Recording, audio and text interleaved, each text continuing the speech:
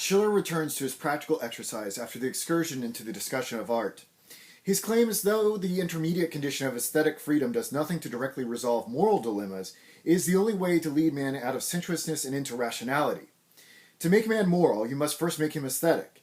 In sensuous man, he does not have the intellectual freedom to ascend to moral truths. He needs to exchange his passive determination for self-determination, and the aesthetic condition permits that active self-determination. Schiller actually thinks it easier to transition from the aesthetic condition to morality via spontaneous reason than to go from brute physical life to the aesthetic condition. The brute has to be transported to an entirely new temperament. His nature has to be transformed. Aesthetic man just needs a sublime situation, page 110, to motivate knowledge and morality. What are these mysterious sublime situations that act on our aesthetic condition for truth and right?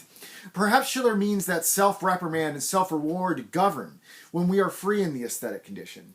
If we submit to nature, we feel debased. If we live for law, we feel our sublime dignity. So, here are some closing questions for this chapter. Is it true that one must first pass through the aesthetic condition to get to a rational and moral perspective? What are the ramifications of this idea? Is this how morality is really understood? No one ever passes from physicality to rationality through force of concepts alone? What does Schiller's claim mean both for the individual and the human race?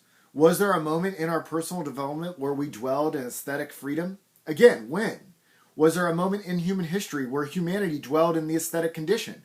If so, when? Was it all downhill after the Greeks? Was Greece our second Eden as a species? I'm looking forward to Schiller answering these questions over the next 4 chapters.